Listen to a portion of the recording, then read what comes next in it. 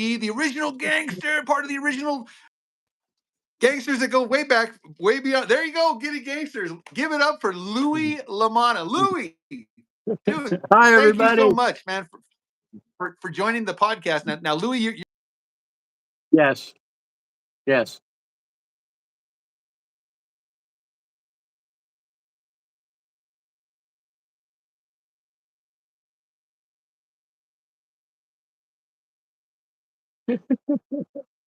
You know what? How I got involved with this is kind of a long story, so let's save that for a minute.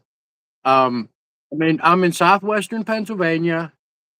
I've been building instruments for about 30 years, cigar box guitars for almost 10, coming up on 10. And it's, I guess you could say I'm a big fish in a very small pond. Locally, everybody knows me as the cigar box guitar guy, wherever I go. And, you know, I have a festival every summer. We're on our third one this year. I've made friends with all the local talent, you know, and I'm giving lessons to 25 people at a time. It's unbelievable. It's unbelievable. But this started, I'll give you, try to make this short of how I got to this. I started my life actually, when I was 5, I started piano lessons. But by the time I was in 6th grade, I wanted to play the drums. And I started taking drum lessons, and I got really involved with rudimental drumming. And, you know, paradiddles and all that, different stroke rolls, and then eventually the drum set. And I gravitated toward progressive rock, you know, like Yes and Kansas and stuff like that. Yeah. And I did that until probably early 80s. I played in bands, we toured, we did local tours, nothing major, but I opened for some major acts that everybody would know, and whatever. But it came to a point, I had a band, we had all original material, and we were really good. And we got taken for a ride. We thought we gonna have our big break, and these guys raised $4 million they were gonna back us with, and they were guys from all over the country. The guy was an assistant district attorney from our county here, and he called up all his friends, and they all pledged this money, and we had to go meet them. And it was on a boat cruise. I don't know if we have called the Gateway Clipper Party Liners, and they're river boats. And you go on, and they'll have a band play, and you ride up and down the rivers around Pittsburgh for 4 or 5 hours. And the thing is, you can't leave, right? Well, these guys, they had a thing every year. They would come and go on this Halloween cruise, and they invited me and the singer from our band to come and meet them and talk about what we were going to do. So it's funny because they said the only thing is you have to bring a date. Well, I was single at the time, and my friend, the singer Paul, his girlfriend, he asked her, "Hey, is there somebody that will come just as a blind date for Louie?" Yeah, okay. So this girl, Debbie, came, and I'm not kidding you, within 5 minutes of meeting these guys, we knew they were pulling our legs. They were not people we wanted to have anything to do with. And it just so I had 4 hours to kill at this party with a band I didn't like and people I didn't like. And we went up on the top floor of the riverboat, Debbie and I, and sat and talked. And guess what? It was magic. It was freaking magic. We're still together. And it was a blind date. Dude, but anyway, awesome that kind of ended. That kind of ended my wanting to be a drummer. I mean, I had opportunities after that, but you know what? Deb and I started getting serious, and it's like I've had enough of this living on the road stuff and trying to be a rock star. Like, it wasn't for me. I thought it was my whole young life. I thought that's what I wanted, but it wasn't. So I settled down, and I started to get jealous of the guitar players and singers in my bands. They always had solo gigs. Oh, I can't practice tonight. I got a gig, right? And I'm the drummer. It's like, you can't get a solo gig as a drummer. I mean, yeah, you can go be a hired gun drummer in somebody else's band, which I did, but I wanted to learn to play an instrument so I could do solo gigs. And I was in Florida. I bought a mandolin at a pawn shop, learned some chords on it, and started. And then the next thing I knew, at a flea market, I bought a banjo for $30. Didn't even know how to tune it, and started with the banjo. But I don't like bluegrass music, and I don't like country music. I mean, they're okay, but I don't play them. Yeah. I wanted to play rock and roll. But 6-string guitar, I couldn't play it. I got short, fat little fingers that don't fit on a 6-string neck. I can't hold those chords. Banjo's like 4 strings down here, and that's really all your chord, and I could do all those chords. But I wanted to make my banjo sound like an electric guitar. And I met a guy. There was these 2 brothers that owned a music store, and the one brother I talked to him about it. He says, Dean Markley has these sound hole pickups. I bet you could wedge one of those up under the head on your banjo and run it through a distortion pedal, and you'll get a good sound. Like, maybe that's what you're looking for. And that set me down that path. And I did that for a long time. And I was playing in a Civil War string band. I made a bass banjo out of a snare drum, and then they asked me to make period instruments for them, banjos and mandolins and whatnot. And I did that, and we did that for a while. And then when that kind of broke up, I still wanted to do it, but I like the idea of having a bass guitar and drums, like a 3-piece band, but playing kind of like the CD, I think, that kind of music. Those are old time songs, but done kind of in a modern way. And my brother was playing bass, my son was playing drums, and I was playing banjo. And that worked out pretty good. And then I still didn't have that sound I wanted, right? It still wasn't right. And what is now my shop at that time, and I'm talking 20 years ago. Well, no, this is a little over 10 years ago. It was a storage room. And I would come down here looking for things, whatever, something for the yard or something for a project I was doing. And I had this K hollow body guitar body that I must have moved 5 or 6 times. It had all the electronics in it and everything, but the neck was gone. And I must have moved it 5 times. And then one day a light bulb went off. I said, I could put a banjo neck on that. And then I'll have my banjo guitar, right? So I did that. And then I did it on a Chinese Les Paul. I did it on a Stratocaster. I did it on a Telecaster. And I thought that was it. And then the thing happened. I found Glenn Watt. How to build a cigar box guitar, and it was done. It's like, I can make the neck exactly like I want it to feel. I can get the sound by different pickups exactly what I want the sound. And it was just for me. I had no desire to make these for a living. You know what I mean? This was just for me because it was my drive. I needed this sound. Yeah. And I started with that, and then I got involved in the community, and it's been insane ever since. Absolutely. So that was 10 years ago, right? Yeah.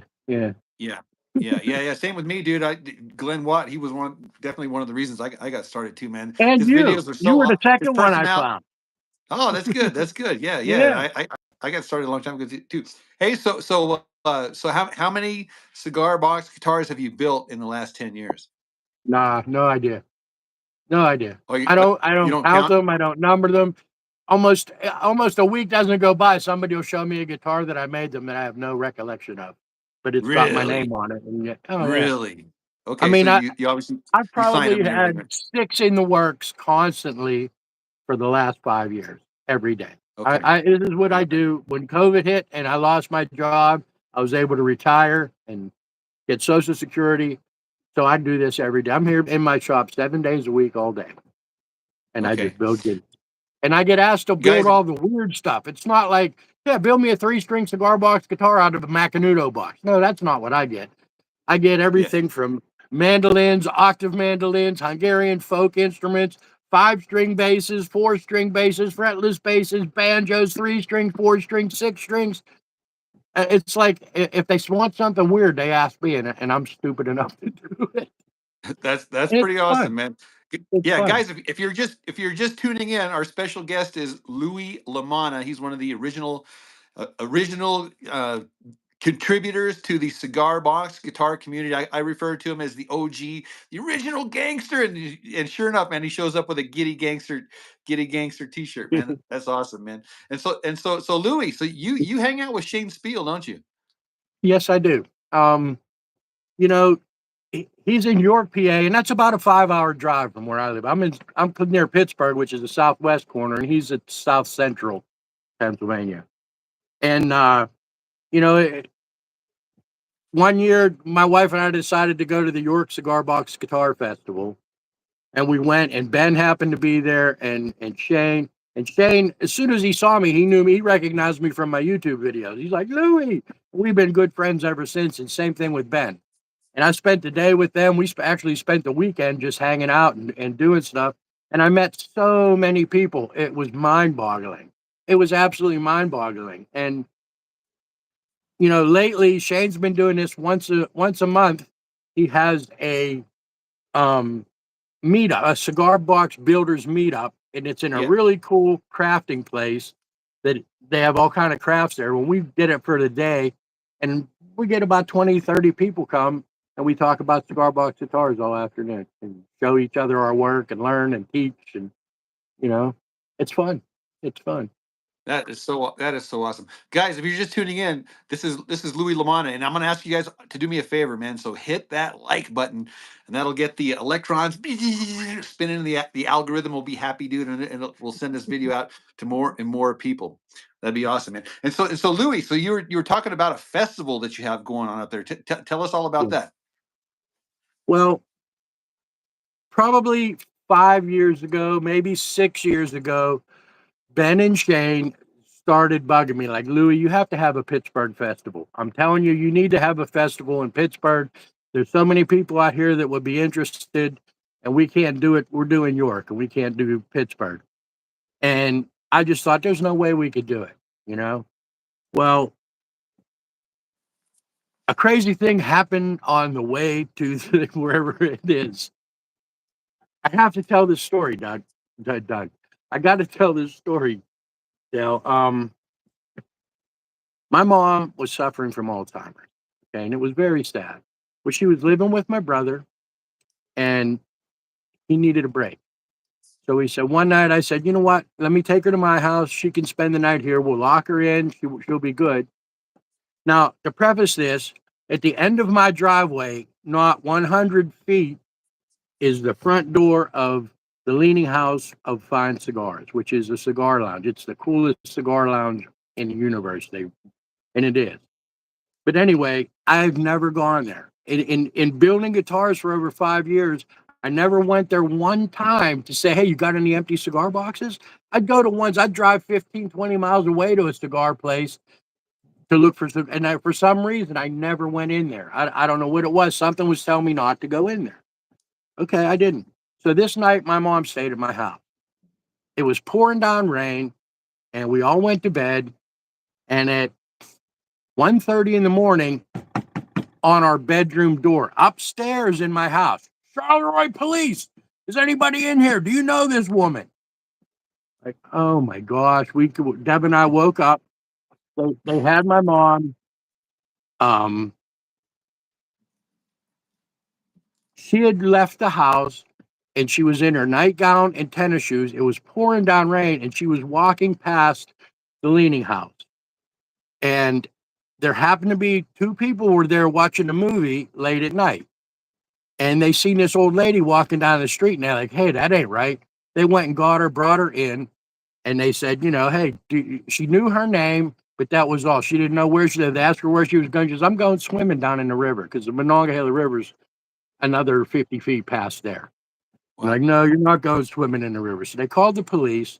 The police came. Well, at the time, my younger son was the head of the street department for our town of Charleroi. And the police all knew him. He knew, he interacted with them all day, every day. And when they found out her last name, they said, you must be Ethan's grandmother. And they knew where we lived, and that's why they came up to our house. So they saved my mom's life. Wow. So it gets better.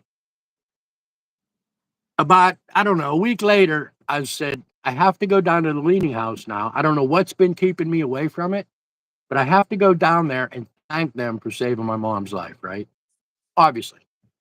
Well, I went down there to thank them. I met the people who did it were there, and I met the owner. And within an hour of being there, him and I were sitting on the deck upstairs planning the first Cigar Box Guitar Festival for Pittsburgh. Wow.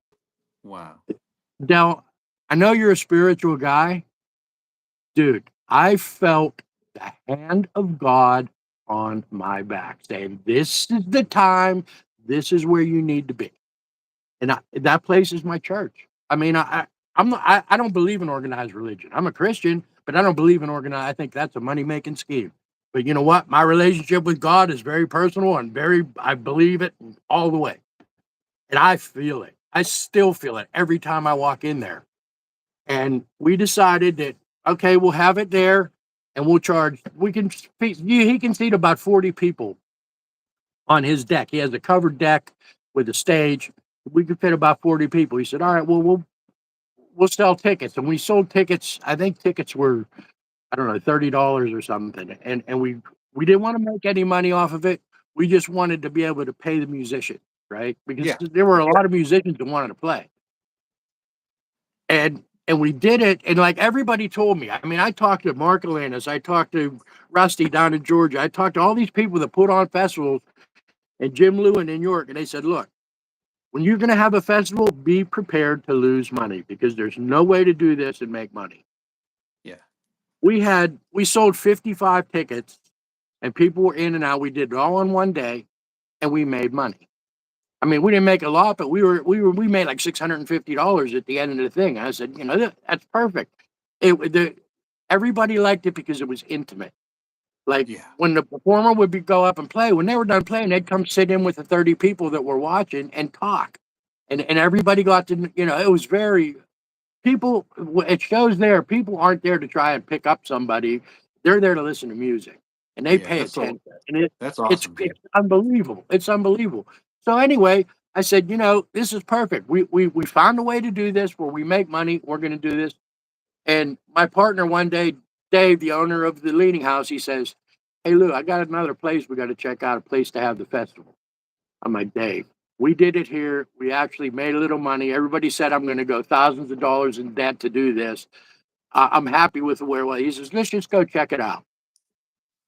Well, we went and he had met these people that owned a farm that had shows at their farm. And they ended up being, they knew a lot of the same people we did. We just never knew them. And this place is perfect. It's absolutely perfect. There's a stage, there's a field that's about 2 football fields, flat long. There's another football field. It's a slight hill going up for parking. There's outbuildings. There's everything. And a stage covered, right? We set up canopies. He had 3 canopies that are 30 feet by 50 feet. We set those up for shade for people. And we did what I told you about. We did the meat raffle. And we made enough money to pay all the musicians. The people that owned the farm didn't want to make any money. We weren't interested in making any money. Any money we made from selling T-shirts and posters went back into the kitty towards next year, right? And we did really well. And all the bands just loved it. Yeah. We okay, we went to a local butcher and it's a fundraiser they'll do it for football teams and baseball teams or whatever. They put together a package. There's like 175 pounds of meat, like T-bone steaks, Delmonico's, you know, every kind of steak, every kind of smoked pork chop, regular pork chops, bacon, ground meat, hot dogs, kibasi, cheese. It was like 175 pounds of meat. They gave us a price like $1,600. So we sold tickets that you could win it. You get 2 numbers on a ticket. We sold 500 tickets, which brought in $5,000. We paid the $1,600 for the meat. Somebody won a whole bunch of meat, you know, and they were happy. Yeah. We were happy, and we had enough money to carry over to the next year too. Did you have any other raffles? Did you have any other raffles besides meat? We did. The second year we had a cash ticket where like you win, I don't know, $2,000 for a $2 ticket or something like that, you know? Oh, okay, okay, I got you. And Okay. and we did really bad with it. Like I think we had, again, if there were 500 tickets to sell, I think we sold less than 100, and we Really? Okay. really sweated it out because we didn't bring in as much as the prize was. So if somebody Oh, hit okay. that, we were losing money. Well, Okay. fortunately, the number that hit, nobody had that ticket, so we didn't we didn't lose money. But we didn't do that. This year, we just did the meat raffle, and it goes off tomorrow, as a matter of fact. So I hope I win. Oh, no kidding. If I Okay. always say, if Dave or I win, we're just going to cook all the meat at the festival and give it away to everybody. Okay. Okay. So when is that festival? June Is it June? 14th. Yeah, Okay. Yeah. June I 14th. see. Big Jim Jones has been Yeah, big, putting the information here in the chat. That's good. Cool. Awesome, big man. Jim is our So, head of security. oh, awesome. Good He deal, is man. big. He is big, but E- he's a ev- teddy bear. Great guy. He's out of Everybody needs some Baltimore. security, man. I tell you Yeah. what. And so, how are you affiliated with CB Giddy? Well, other than being personal friends with them and a loyal customer, just like you are, you know, the other guy called me a shill for CBT, and he won't sell to me. But anyway, um, That's a badge of honor, bro. yeah, I know. But you know, that's all. I mean, I've made friends with all of them. The only one I never actually got to meet in person was Glenn. And Glenn and I talked so many times on the phone. After he moved, we wrote letters back and forth. I'm like, dude, you got to come through here so I can give you at least a hug for sending me down this path, you know? Yeah. And Yeah. I haven't heard from him in a while, but you know, he's up to his Glenn stuff. But Nick, I'm great friends with Nick. I met Danny, Woodman, just about all of them, you know, and Yeah. we're actually friends. We talk That's about other awesome, man. stuff other than business, you know. Yeah. So how far are you away from the CB Giddy headquarters? They're in New Hampshire, so that's half a country away. Oh, it's still for me. It seems like you guys are neighbors. You know what I'm saying? Yeah, no, we're All not. you northeasterners, right? It'd probably be like a 20 some hour drive to get there from Really? here. Is that far? Yeah. That's gosh. Okay, I had no idea. Yeah. Okay. Okay. Yeah. Now, for some reason, I thought you guys were like next door neighbors, man. Okay, that's good. That's good. No, And we so, meet up at the festivals. That's it. okay, all right. So how many festivals have you been to? A lot. Anyone I can get to, I go to. You know, we Okay. played them last year. Last year we played my festival. We played York. We played Jersey Shore. We played Erie. We played Bedford, Pennsylvania twice. We were like on tour all summer last year. It was Okay. awesome. Okay. Go ahead. No, I'm listening, dude.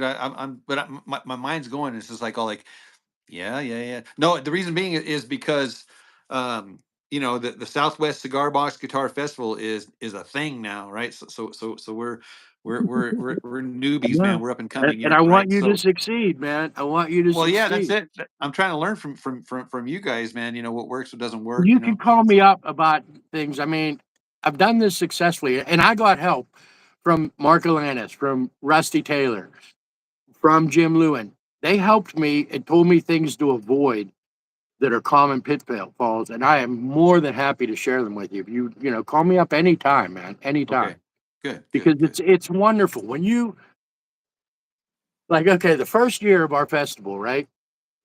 My band was my family. There was me, my wife, my brother was playing lead guitar, and my son was playing drums, and my dear friend was playing bass guitar. We were playing all my original songs on instruments that I made. And it dawned on me when we were on stage, like, we're playing songs I wrote on instruments I made with my family. This is Dude, unbelievable. that's How many awesome. people can say they experienced that? You know what Yeah, I mean? yeah. And it's great. Now it's just me and my wife are the only family members still in the band, but What's what's the what's the name of the band? well, it used to be the Electric Folk and Blues Band, but Shane said that's too long, and last year he made me change it to LaManna. So now we're the, the, LaManna. the folk and blues band, dude. That sounds like a Freudian slip. You know what I'm saying? Yeah, I know. We got interviewed by a state senator on the radio one time. He's like, I can't say the name of your band. I'll screw it up. You gotta think first before you say it. That is so awesome. Yeah. So So Louie, that's why man, I thought Shane had a point. So we changed it to LaManna. Now everybody knows who it is. that's cool. Hey, so are you in your workshop right now? Yes. So you're downstairs in your work. So when I called you Yeah. last time, you gave me the tour, man. You showed me the Yeah, I'll workshop give you and the the tour. rehearsal space, and you said you had Yeah. a studio upstairs and stuff like that. Hey, Uh-huh. so would you mind showing us what you got work on your bench or what you're working on? Yeah, okay. Bear with me. I'm All gonna right, try all to right, do this with I got the phone on a stand, so I'm gonna try and move the stand. okay. We're I'm getting gonna dizzy I'm all of gonna a sudden. I know I'm gonna switch it around All right. and you'll see Peppercorn, my cat. Let me see, how do you do that? Meow.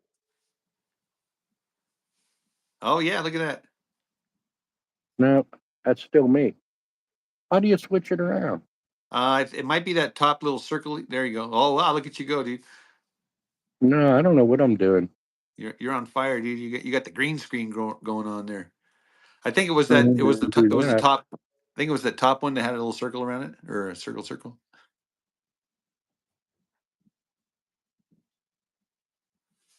All right, well, Huh. It was, keep keep pressing buttons. I think the last time we had this go on, it was what do you call it? It was Kevin. We couldn't get it back. You still pressing buttons? yeah, I'm still pressing buttons.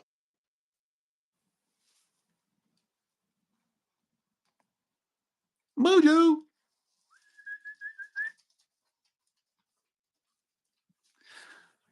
Big Jim says it's the camera thingy.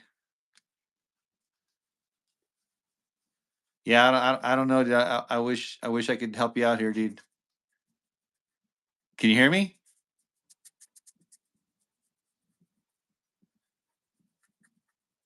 Don't let the meanie greasy get you. All right, let's see here. It's the green screen of death. I don't. Can you hear me, Louie? I think we might have lost him. I think we might have lost him. Oh. Okay, guys, this is what I'll do. I will because we're really kind of just getting started here. I will. Oh, there you are. There you are. Can you hear me? Hey, you might have hit the mute button. Yeah, Hit I that did. mute button. Okay, there you go. We can hear you. We can see you. We still got the green behind you, but at least we can see you.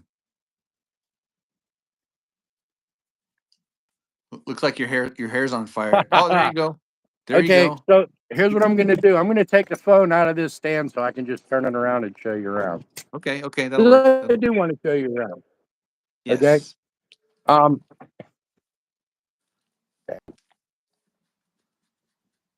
You see that? Oh, you sent me a picture of that. So that's that. Yeah. CB Giddy printed Ben that just for you, right? printed that box for me. Yeah, Okay, Ben printed that box for me. that's beautiful. That's the neck that's gonna go with it. This is a left-handed one, and I'm making for one of my students. And this is a six stringer that I'm making for one of my students. Wow, look at that. You know, scroll saw. I use cigar boxes for parts, CDs. Move you back over this way. Tools over there, grinder. I call that middle one a sharpener, a little mini bandsaw. Of course, this is my big table saw. My joiner, which I use a lot. My belt sander. Over here is a router table. Little table saw number 2. Dude, you got all sorts of toys, Big man. bandsaw. Yeah. Dang. My son and I built this workspace table this year. Over here is all my finishes and drawers I got from the hardware store that have various parts in. That's about, cigar boxes everywhere. Every Yeah. corner is filled with cigar boxes. So we go, okay, this is my shop. I'll stand in the doorway and show you. Dude, that is a freaking awesome space, dude. And it's clean, dude. That's what gets me, dude. I The, don't get the it. thing is, I have no ventilation in here. How Like, how you guys can be so that's clean, the dude. I only don't. window there is, and it's a glass block. So Oh, I'm in okay. here, Dell. I don't know if it's daytime, nighttime, winter, summer, anything. I'm just in this room, under the lights. More cigar boxes out here. This is the jam room. This is where band practices happen. Okay. Um, one of Debbie's mandolins. This is her instruments. Dude, that looks like a real amp One of there, her. dude. Yeah, well, that one's a lower end Fender. It's just transistor amp. Okay. Drums. Bass I built for my bass player.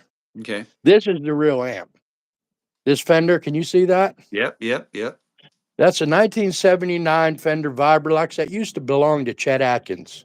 Really? I know a guy who was his guitar tech for years, and he owned a studio, and I was working at the studio writing and performing in there. And I said, I need a guitar amp. He says, come on in here. And he had a room, there was like 15 amps in it. And he said, these are all Chet's old amps. Pick one.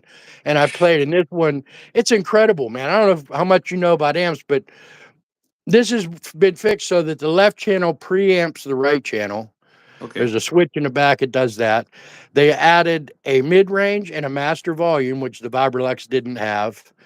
It's got tremolo. It's got reverb. It's killer. It's killer. And behind it is a Hammond organ, if you believe that. I do play keyboards too. Wow. My son's gymnasium. Those PA speakers are what we use for PA Okay. when we're rehearsing. So that's pretty much, this is our other space. Now let's go upstairs. Have you seen posts where I post going up the dark steps instruments and I'll say fresh off the bench?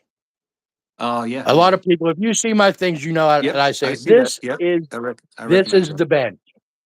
Okay. This is the bench that I'm talking about. And this is where I take pictures at on this. I worked in my dad's bakery for almost 20 years, and this was my table. This is where I Wow. worked. And when we closed the bakery, I brought it home.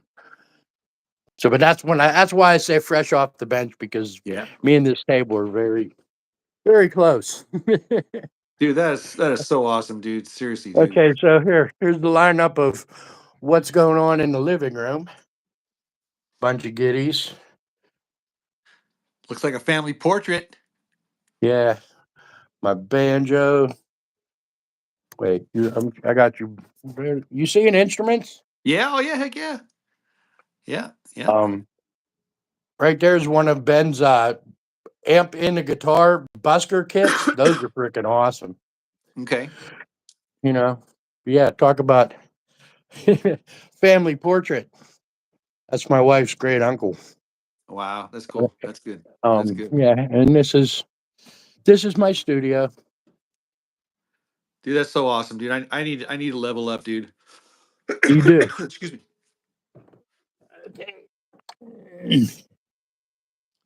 So That yeah. is so okay. So we need to conspire, dude. Mm-hmm. We need to gang up on Shane Spiel and have him be part of this podcast. We need to reach out to Glenn Watt. Get some of the, get we need to get the band back together. You You know got what a I'm saying? better. You got to get it. You got a better chance of getting Shane than Glenn. Glenn doesn't. He's in a different headspace. Okay. He needs to do Glenn stuff and just be on his own in the woods and building his little things. And Yeah. Okay. he's pretty much incommunicado. I think.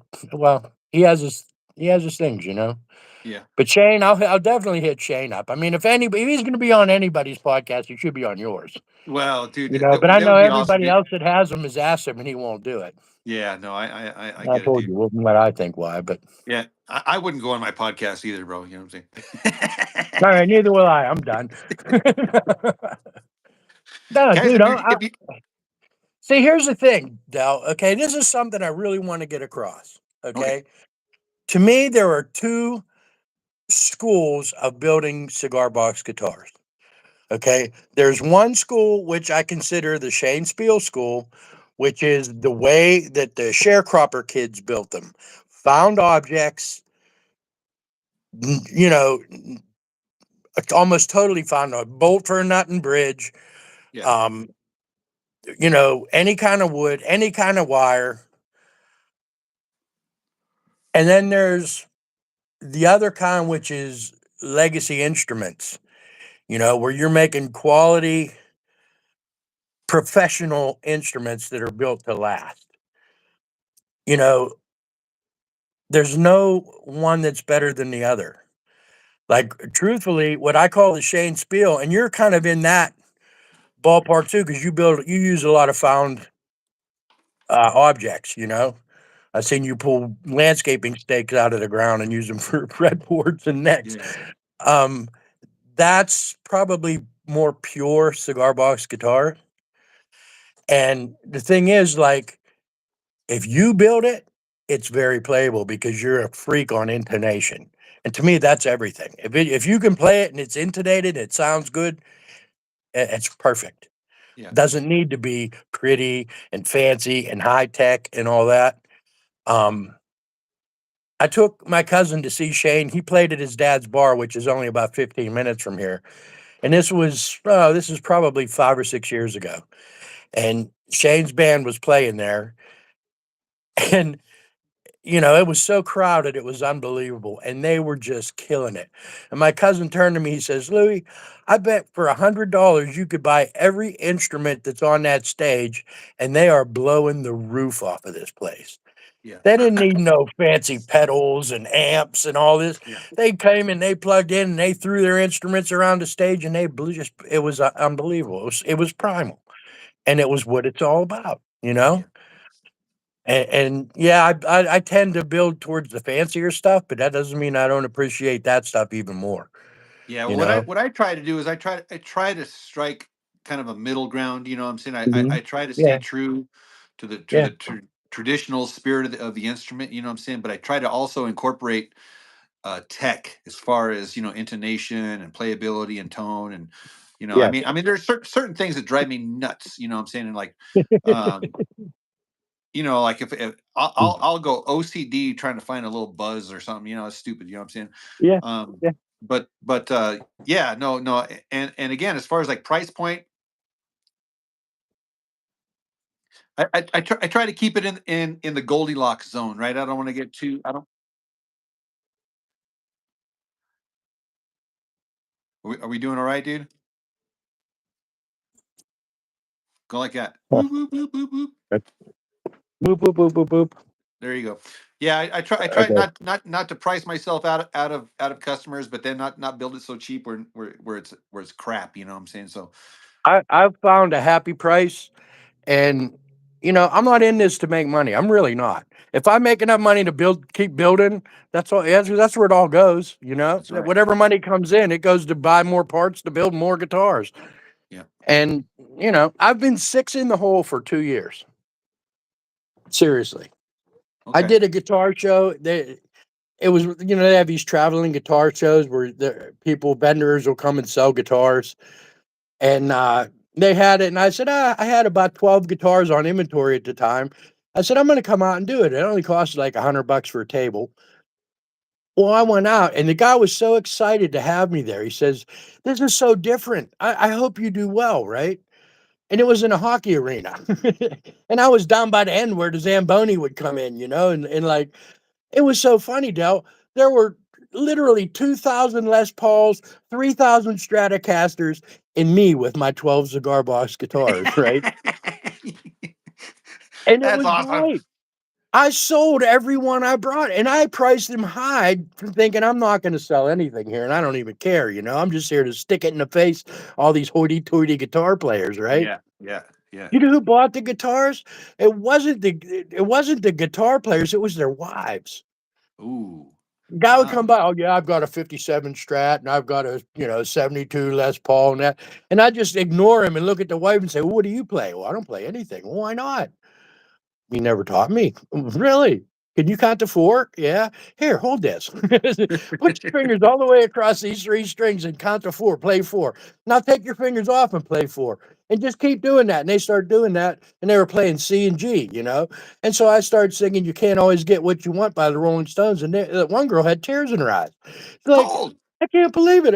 In 2 seconds, you taught me to play a song, and I've been married to him for 20 years, and he's never taught me anything. Isn't that Buy the awesome? guitar. Buy Dude, the guitar. that's the Guju right there, dude. Seriously, man, Yeah. that's awesome. And you know, and it's funny because it's gone for the last 2 years. They have shows in the summer from April till November. Every 2 weeks, he has a band come play at the Leaning House, right? And of course, it's 100 feet from our door. Deb and I, we used to sit on my porch because you could hear the band's fine. It's like, why go pay a $10 cover charge to go see a band? We can hear them fine from the porch. We did that for 10 years. Finally, when I met them, we went down, and now we have 30 new friends. And I started raffling guitars, right? I'd take a guitar, we'll put it on a strip ticket. Um, Tickets were $10. There was 30 numbers on the strip ticket. We'd sell them in the night, no problem. Somebody would win the guitar. I'd get $300. Woo! I'd kick into the Leaning House $50. We did good. Wow, that's a great We idea. did this for 2 years, okay? Well, at the beginning of the year this year, my wife says, I don't know how many more guitars you're going to be able to raffle off down there. Just about everybody who's interested already has one. I says, right. And the thing I thought about was everybody who won a guitar said they wanted to come to the house and learn how to play. And only one guy came one time. Nobody else ever came, you know? They all said they wanted to. And I'd see him and they'd say, yeah, I'll get down, I'll get down. So I decided to give lessons. And once a month, we meet at the Leaning House and I'll print out lyrics and chords and we teach a song. And now I do the videos on my YouTube channel so they can have something to practice along with at home. I've got 25 people coming in, and maybe, 8 or 10 of them already had guitars from me, but the rest all want guitars from me. Dude, So that's I'm so like, awesome, man. So it's okay, well, it's like you're creating your own clientele. yeah. But you know what? It's down there, Del, and I feel the hand of God telling me this is where you're supposed to be. This is what you're supposed to do. And That's so awesome, dude. everything in my life has worked out that this is my purpose. Wow. You know, COVID came and I lost my job and I was very upset. Like, what am I going to do? What am I going to do? You know, eh, I got a letter from a legal company said, hey, file for disability. We might be able to get it for you. And I just decided, you know what, I'm going to try it because I do have issues.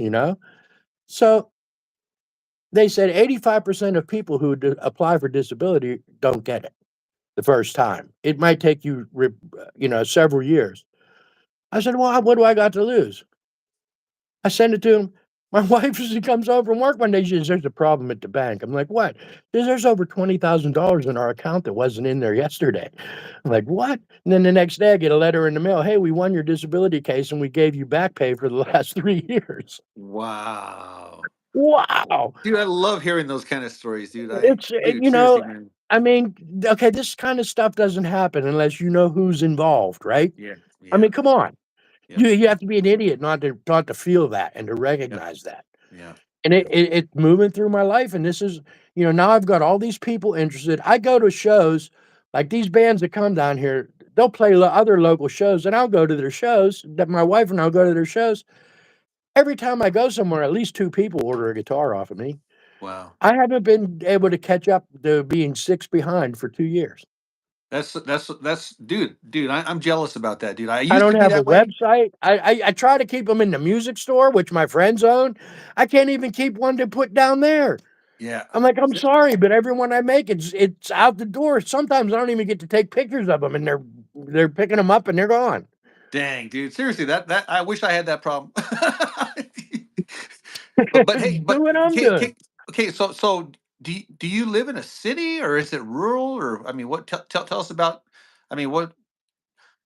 Because I'm way off grid, dude. I I ain't got know no neighbors, no nothing. we're a small town. I'm gonna see if I can show you.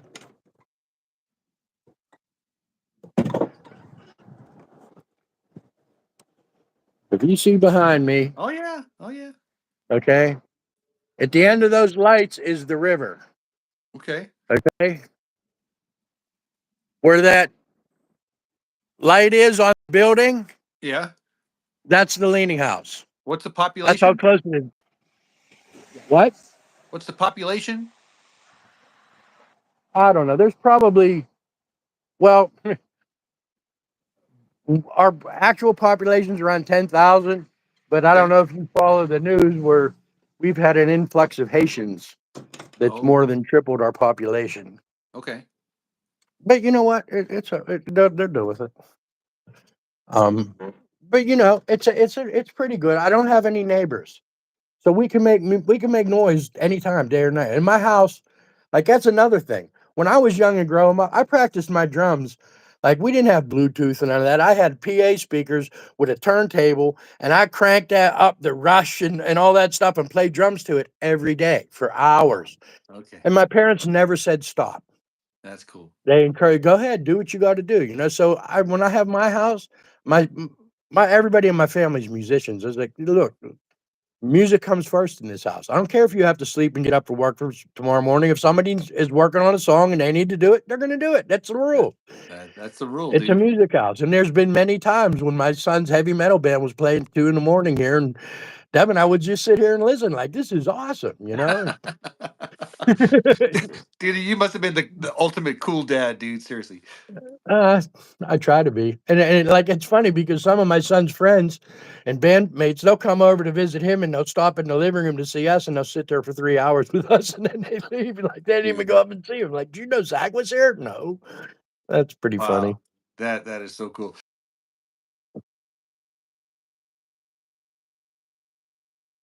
Oh, you froze.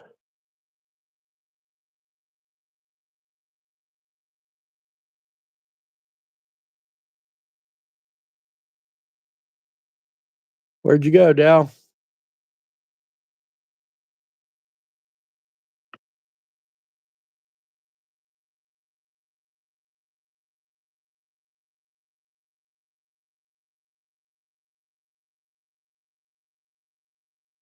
Gosh, you dude.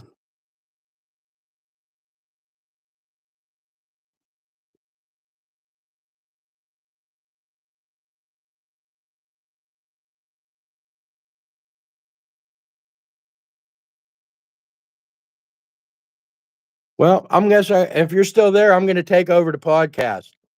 Let's talk dirty stuff about Dell. No, I'm just kidding. Oh my. Now he disappeared.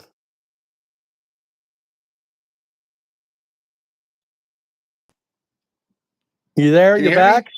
Now I can hear Yeah, you. dude, my phone. That's crazy. My phone died. Wow.